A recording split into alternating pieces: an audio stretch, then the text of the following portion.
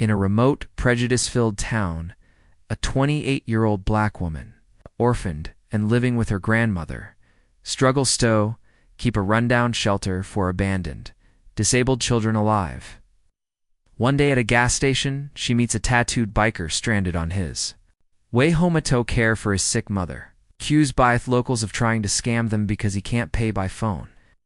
Ignorized ridicule, she quietly pays for hiskas and leaves. 3 days later, the Hells Angels return, bringing a gift that will change the town forever. Before we dive in, this story, let's know where you're watching from. We love to hear your thought. The town of Plainwood sat quietly at the edge of nowhere, like a place the world had forgotten on purpose. The cracked asphalt roads stretched between lonely stations and boarded-up diners. Sun-bleached signs clung to rusted poles, flapping weakly in the breeze, advertising businesses that had shut down years ago. Faded curtains hung in crooked windows, and yards full of patchy grass gave up trying to live. It was the kind of place where people stayed because they couldn't have her to leave, or because they'd given up trying. The sky that morning was a dull gray, heavy with clouds that looked like they'd been there for weeks. Eventhy's sun seemed hesitant to shine down on Plainwood. At the corner gas station, a small group of locals gathered by the convenience store. Their voices were low, their eyes sharp, their stars lingering. They weren't in a hurry. It wasn't that kind of town. Instead, they stood with steaming coffee cups in hand, swapping stories, complaints, and occasionally sideways glances full of quiet suspicion. They noticed her Thescant. She came into view. Alicia, 28 years old, black. Her dark brown skin stood out like fresh paint against the withered backdrop of Plainwood. Her frame was tall, slender, the quiet strength of someone used to walking miles, to carrying burdens most wouldn't dare touch. Her hair, tight black curls, was pulled back into a neat bun, sharp and practical. Her outfit was simple: old jeans, worn sneakers, and a plain gray t-shirt. In her hands, a small stack of flyers. Edges slightly curled, the black ink starting to fade. Under thewit of too many rejections, the word Sacros, the top read Hope Haven, shelter for abandoned and disabled children. We need your help. It wasn't the first time she walked these streets, and it wouldn't be the last. But every time the looks were the same. Always got their nose in other people's business, one man muttered, barely bothering to lower his voice as she passed. She shouldered focus on taking care of her own, an older woman added, clutching her purse a little tighter. A teenage boy on a rusted bike snorted. Don't know why she stays here, nobody wanting her. Or that old dump she's begging for. Alicia hard. It all she always did. Ate. But she kept walking, her eyes forward, her steps steady. She'd grown up in Thestown, or more accurately, she'd survived. Orphaned when she was 8, shuffled between distant relatives and worn-out couches, until her grandmother, sweet, stubborn Miss Edna, took her in. They lived in a small, creaky house, on the edge of town with leaky pipes and peeling paint, but it was. Taught her 2 things. Never apologize for who you are, and always fight for those with no voice. Now that fight was hope. The old shelter sat near the woods, its faded blue paint chipping away, its walls cracked and tired. It housed children no one else wanted, the abundant, the disabled. The forgotten donations were scarce, volunteers even scarcer. No one paid attention to Arndown shelter at the edge of nowherein by a black woman in a mostly white town, but Alicia did because someone had to. The flyers were her latest desperate attempt to change that. She'd printed them with what little money she'd scrap together, hoping to stir even an ounce of compassion from the people who crossed the street to avoid her. As she passed the diner, more eyes followed. Whispers floated through the air like smoke. Some looked at her with distrust, others with quiet annoyance, a few with outright contempt. It wasn't new. She wasn't surprised, but it still burned. Alicia gripped the flyers tighter and kept walking, her heartbeat steady, her jaw set. She wasn't here for their approval. She was here for those kids, those tiny forgotten lives who deserved than this. Broken town. She didn't know it yet. But fate was about to send help her way from a place even more unexpected than the kindness buried deep beneath Plainwood's cold streets. Thega Station looked even older up close. Faded yellow paint peeled from through wooden siding, and the sign above the small store flickered like it was, struggling to stay alive. The fuel pumps were rusted, the kind with analog dials that clicked as they spun, like they belonged to another era. Alicia pulled at her car, an old dented sedan that had seen better days. Up to the farthest pump and stepped out, the flyers tucked under her arm. The air smelled like oil, hot pavement and dust, with a sharp-edged cigarette smoke drifting from the group standing by the ice machine. She didn't need to look to feel the eyes on her. She was used to that feeling, Bino. This wasn't downtown, where people were too busy to care who you were. This was plain wood outskirts, and out here being black, being different meant being watched. As she reached for the pump, voices cut through the low hum of Theplis. "What's your problem, man? Y'all think you can just roll in here and get guz for free?" Alicia's eyes flickered toward the commotion near the first pump. A tall, broad-shouldered man stood beside a massive motorcycle, its chroma glinting under the weak sunlight. The faded emblem on his worn leather jacket read Hell's Angels, the kind-off symbol that usually turned heads. His arms were covered in tattoos, dark ink snaking down to his hands. His face was harp with the rough edges of someone who'd seen too much of life. The station attendant, a short, red-faced man in his 40s, was pointing aggressively, his voice loud enough to draw attention from others loitering nearby. "You people always think you can pull some stunt," the attendant sneered. "Bet you've got air cord as long as my arm. You think 'cause you ride a fancy bike, you can weasel your way out of paying."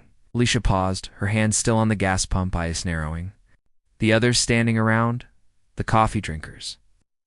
The tired-looking mechanic by the garage, the woman on her phone, watched with smug amusement. Noon stepped in. Some even chuckled under their breath, whispering, waiting for the show to escalate. The man by the bike raised his hands, palms open, voice calm but strained. "Look, I'm not trying to cheat anybody. I didn't realize this place only takes cash. Yeah, I've heard it all before." The intent in cut him off, stepping closer. "You bikers think rules don't apply to you? Well, not here." Alicia watched the man's jaw tighten, his eyes flickering with frustration, but he stayed composed. She could see it in the way his shoulders squared, the quiet, practiced restraint off someone used to being misunderstood, maybe even hated on sight. The crowd shifted, some pulling out their phones, ready to film, not to help. The man treated again, slower. This time, "My mom, she's sick. I'm heading back to see her.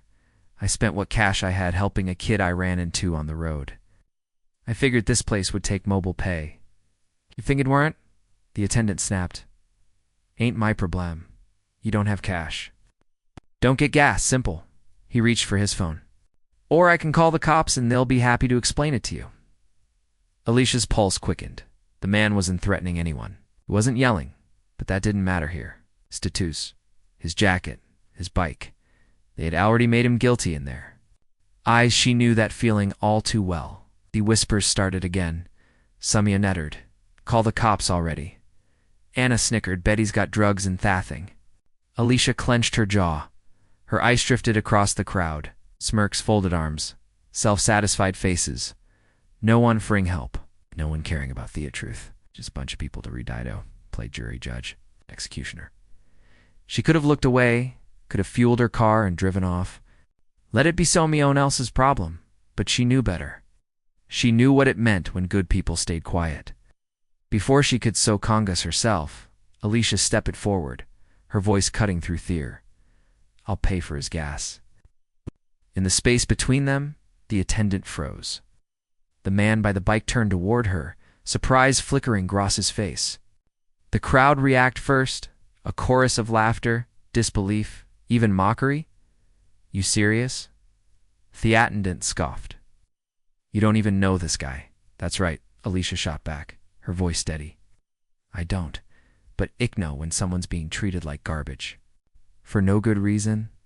The woman with the phone laughed, shaking her head. "Guess trouble attracts trouble." Alicia ignored her, walking past the gokers to the register. Once she pulled out her worn wallet, thumbing through the few bills she had. Money meant 4 flyers, maybe a little food for the shelter, gone. But some things mattered more. She paid for both her gas and the Mons. No hesitation, no regret. Their sight printed, the attendant muttered, "Your money, your mistake." Alicia packeted. The receipt, her gazoon wavering. "The only mistake is thinking, Crudy makes you right." The crowd's amusement faded as they realized the confrontation was over. One by one, they drifted back to their cars, their coffee, their whispered judgments. The Mon approached her, his boots heavy on the cracked pavement. Up close, his eyes were steel grass, sharp, sharp but no tunkened. He opened his mouth, words caught for a moment before he found them. "You didn't have to do that," he said, voice low. "Rough like gravel." "Ich know," Alicia replied simply. He held out his hand. "At least let me pay you back or buy you a meal." Alicia shook her head, a small, tired smile pulling at the corner of her lips. "Don't worry about it." A gust of wind picked up, carrying one off her flyers from the open car door, tumbled across the pavement, landing at Theus's feet. He bent down, picking it up, eyes scanning the words. Hope, haven, shelter. His brow furrowed, curiosity blooming behind the hard edges of Heist's expression. Alicia was already walking away, sliding back into her car, engines puttering to life. Didn't look back. She didn't need to. Some acts of kindness weren't meant to be repaid, but sometimes they planted seeds where Julius expected. It had been 3 days since I'd had morning at the gas station. But the memory was still sharp in Alicia's mind. She hadn't expected to see him again. The man with the tattoos, the heavy boots, and those steel gay eyes. Just another stranger passing through Plainwood. Caught in the same web-off judgment this town loved to spin. 3 days of walking the dusty streets, handing out flyers that most people nerd. 3 days of fake smiles and polite, no thank yous. The shelter was still, hanging by a thread, the roof still leaked when it rained, and Hope Haven was still invisible to the world. The late afternoon sun cast long shadows across the cracked driveway. As Alicia sat on the front steps, her elbows resting on her knees, eyes heavy with exhaustion inside the kids' finished dinner. Their laughter faint through the old walls. Miss Edna was sorting donations, a small box of canned goods from the Kirch down. The road, barely enough tollist a week. Alicia closed her eyes for a second, the weight of it all pressing down like it always did.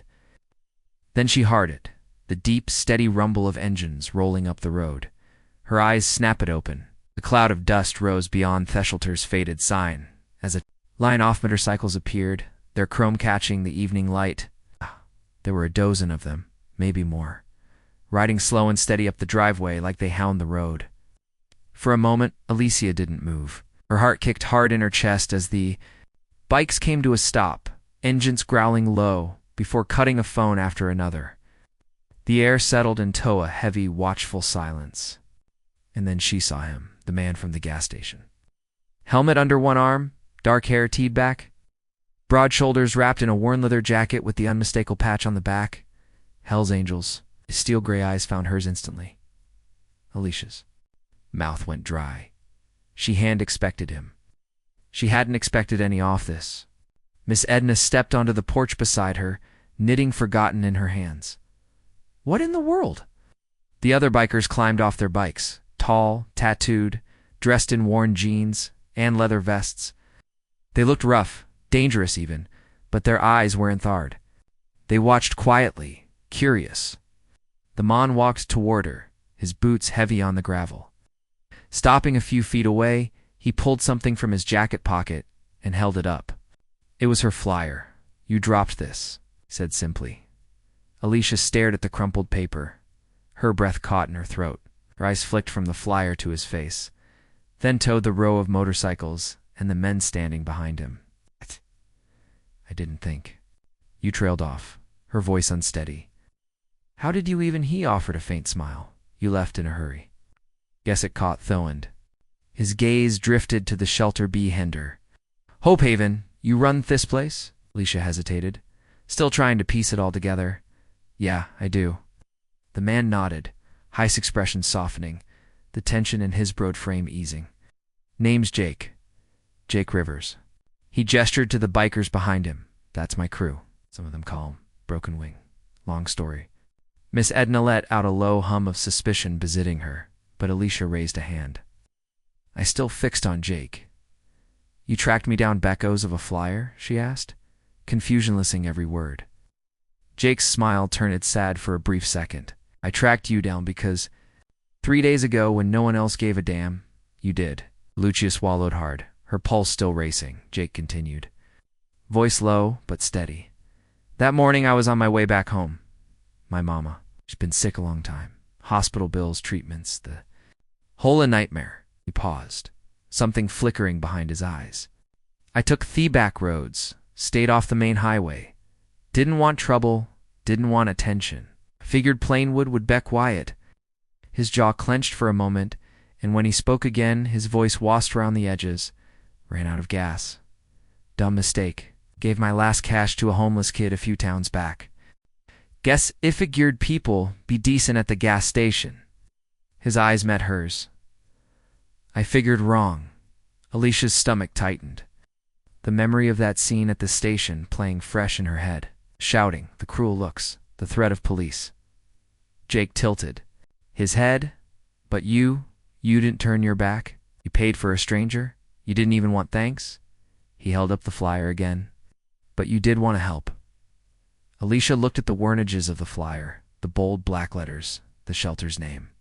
Her fingers stitched to take it from him, but she stayed still. House. Jake glanced at Thesholter, then back at her. I figured maybe it's time someone actually showed up. Behind him, the other bikers opened at the back of a pickup truck. Boxers, food, medical, supplies, toys, all neatly packed, stacked high. Alicia's throat tightened. For the first time in what felt like forever, she didn't know what'll say. Jake shoved his free hand in Tohei's pocket, suddenly looking almost sheepish. I get it. We look rough. People cross the street when they see us, but the way I see it, broken. People help broken places. Alicia studied him. His tired eyes, the scars on his knuckles, the quiet, stubborn weight in his voice. Miss Edna finally spoke up, voice sharp but curious. And you all, you're just here to help. Out of the blue, Jake shrugged. Call it karma. Call it payback. Call it whatever makes it sit right with you. He locked eyes with Alicia again. I don't forget. When someone saves my ass, Thuin stirred the flyer in his hand, Thejas fluttering gently between them. Alicia reached out. Fingers brushing Thepapur, her voice finally steady. Guess Hope Haven's about to get a little looter. Jake's lips curved into a quiet, knowing smile. Guess so. And for the first time in days, Alicia wasn't carrying the weight alone. The low, steady roar of engines echoed down themed streets of Plainwood long before people saw them. It started as a hum in the horizon, a distant growl thatch rolled over. The cracked sidewalks and faded storefronts like a warning or apromise depending on who you asked. Old men at the diner looked up from their coffee, squinting toward the main road. A woman at the corner store paused mid-sentence on her phone, the familiar unias creeping across her face. Children peeked out from behind screen doors, eyes wide. And then they came. Motorcycles, dozens of them. Shinning chrome caught the late morning sun. Black leather jackets creaked as riders leaned into slow, deliberate turns.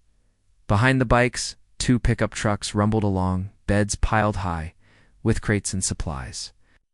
The bold, unmistakable patch on there. Backs Hell's Angels. The townspeople froze. Conversations died mid-word. Coffee cup shivered in the air. Judgment sharpened like knives behind narrowed eyes. Their back, someone muttered under their breath. Trouble, another whispered. Somebody better call Thesheref. But no one moved because security is stronger than fear. Plainwood thrived on watching things sunravel. The convoy didn't stop at Thegas Station, didn't circle back Tuthbars, or the rundown motel. It kept going straight down the main road, past diner, past the whispering crowds, past the weary stairs, headed for a thief-forgotten edge of town. Headed for Hope Haven, in the center of town, the middle off, the terrace towns. On the historic Vegas Strip, Alicia stood at the front gate of the shelter, her arms crossed over her chest, as the line of bikes spoled into the cracked gravel lot. Dust curled around the tires as engines cut off one by one. It felt different this time, less like a warning, more like a statement. Jake Rivers swung off his bike, helmet tucked under one arm, steel-gray eyes steady as they met hers. "Hope we're not late," he said with that quiet, rough-edged smile. Alicia's lips switched despite herself. "Looks like you brought the whole county with you." The bikers moved in sync, unloading crates from the trucks. Food, clothes, blankets, medicine, things the shelter had desperately needed for months but could never afford. The kids peeked through the windows, their eyes wide with wonder. Miss Edna hovered on their perch, cane in hand, sharp eyes tracking every movement like a hawk, and then their town's people came. Not close, not bold, but they came. First it was the old men from the diner, walking slow down the sidewalk, their brows furrowed, suspicion painted across their faces. Then the woman from the corner store, arms folded tight across her chest, lips pursed. A few teenagers on bikes hovered near the edge of the lot, watching, whispering. Alicia felt their eyes not just on the bikers, but on her. The Sam eyes that had followed her every step through town, heavy with doubt, co-weighted in quiet judgment. Now, those eyes weren't filled with contempt, they were filled with confusion. Curiosity, because what they saw didn't fit their stories. They saw the rough men with their leather vests and tattooed arms, unloading food, handing out toys, fixing their broken porch railing.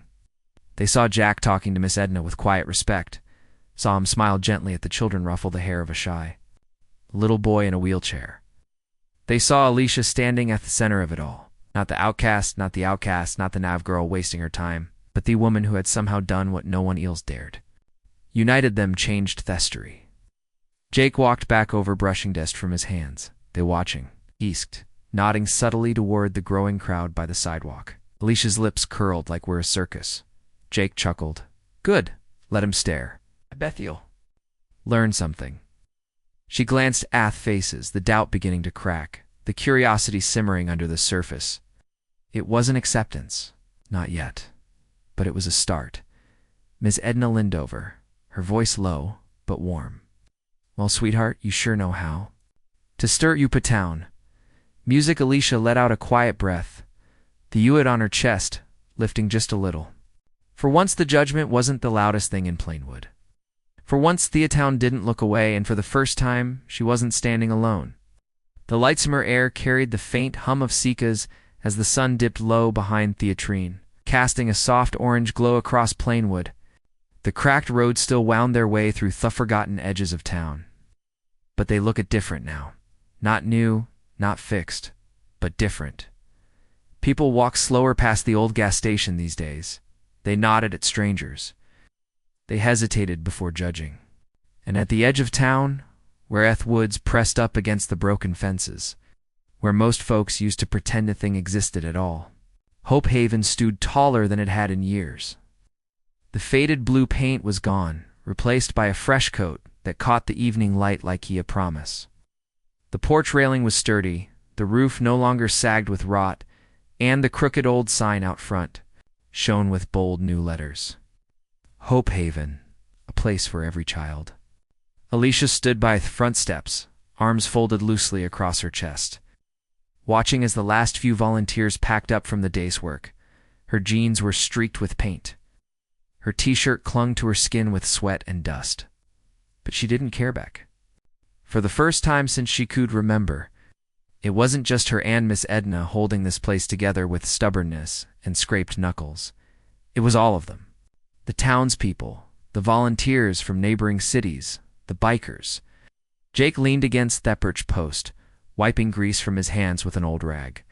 His steel-gray eyes followed the scene quietly, the edges of his mouth pulled into a faint, satisfied smile. "You ever slow down?"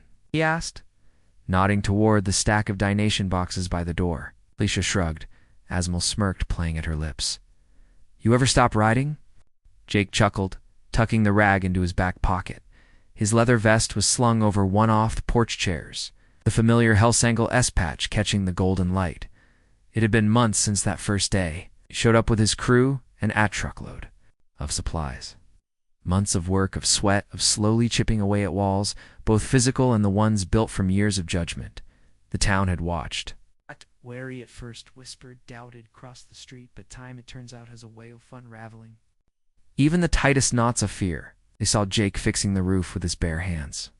They saw his brothers reporting broken bikes for the kids, rebuilding the old fence, stacking food in the shelter's pantry. They saw Alicia, always there, always steady, the girl they once dismissed, standing shoulder to shoulder with the very people fed, whispered about for years. Tonight was different, though. Tonight, they weren't just working. Tonight, the town came to say thank you. Across the driveway, folding chairs lined the grass as neighbors, shopkeepers, teachers, and families gathered. It wasn't a parade, it wasn't flashy, but for Plainwood it was. Something close to a miracle. Asmal's stage stood at the center, decorated with hand-painted signs and strings of old Christmas lights. It wasn't much, but it sparkled in the growing dusk. Miss Edna appeared beside Alicia, her cane tapping gently on Thepperch, a rare smile softening the sharp lines of her face. "They're waiting on you, girl," she said, nodding toward that crowd. Alicia's throat tightened. She hadn't asked for this. Hannah expected it. But as the sun sank lower and the porch lights flickered on, she realized maybe it wasn't about what she expected. She walked toward the stage, her heart beat loud in her ears. The crowd parted for her, the same people will use to cross the street when they saw her coming. Now they stepped aside, not in fear, but in respect. The mayor, a gay-haired man who once avoided eye contact with her, stood by the microphone, his voice warm but uncertain. He spoke. "Tonight, we wanted to recognize someone who reminds us that this town's got more heart than was a me-time show." He cleared his throat. "Someone who fights for the forgotten, stands up when it's hard, and profess that where you come from, what you look like, doesn't decide the size of your heart." Alicia swallowed hard as the applause rose, hesitant at first, then rowing, filling the space with quiet wonder. Jake stood at the back of the crowd, arms crossed, watching her with Osmal's proud smile. Mayor handed her a small plaque, wooden plain, bouteched with careful words, "Alicia Bennett, for courage, compassion, and the heart of Hope Haven." She took it with trembling hands, the weight of it pressing against every scar the town had carved into her over the years.